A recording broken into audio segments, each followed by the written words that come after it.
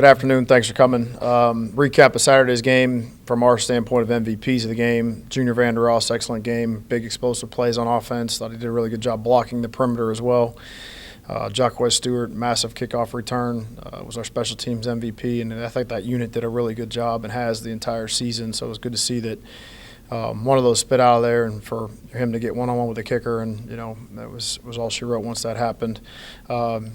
Emmanuel McNeil-Warren, I thought was outstanding on defense, pass breakups in the backfield on safety pressures, a couple of nice pass breakups, where he had to really come down and make a tough play, and then, solid tackling at safety. So 3 highlighted individual efforts, lots of guys graded out with high grades and did a really good job.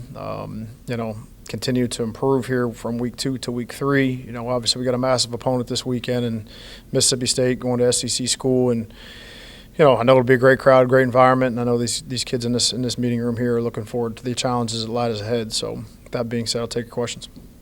Jason, you had a huge amount of tackles for loss and sacks on Saturday. I mean, when you guys play Illinois, Notre Dame, whoever, Northern Illinois against Notre Dame, you see like that side of the ball, the MAC team kind of establishes themselves. How critical do you think that is Saturday?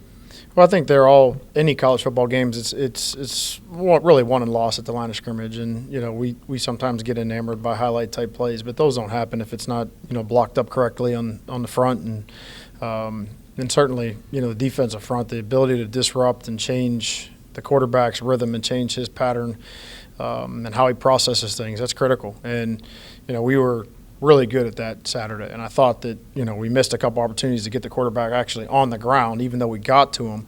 So point of emphasis to keeping the cage there and keeping the guy in the pocket, but give that kid from UMass a lot of credit. Stout player, big-bodied guy that stood in there and made a couple really tough throws, and was able to get away from us a couple times and make some plays. But I think it all starts and ends with how you play on the offense and defensive lines.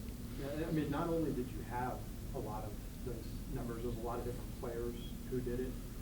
The depth on the line, when you get to the second half, fourth quarter of these games, is that something that will kind of bode well for you guys? Well, I mean, I think I give Frank, Coach Holcomb, a lot of credit there. I mean, sometimes some of this depth was developed by necessity. You're talking about 2 guys last year that had really tough injuries and hard to come back from, which created a lot of rotation at defensive end.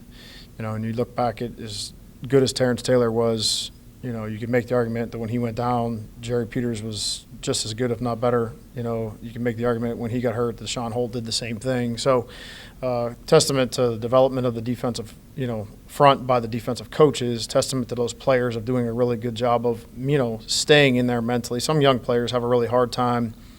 If you're not that guy, you maybe miss your moment when your time comes. And you can sit in front of the meeting room and tell them each and every day that your time is going to come at some point in time. But, sometimes that's in one ear and out the other. And I think give those kids a lot of credit for staying ready. And when they had their opportunities, they capitalized on them. You still have some players from the 2021 Notre Dame game. Obviously, most of them played last year at Illinois. How much does it help that they've experienced those environments and played well in them? Yeah, I mean, I think experience is a great teacher. Obviously you want to, you try to paint a picture of what every game's going to look like. You try to preview as much as you possibly can, and before they actually have to view it.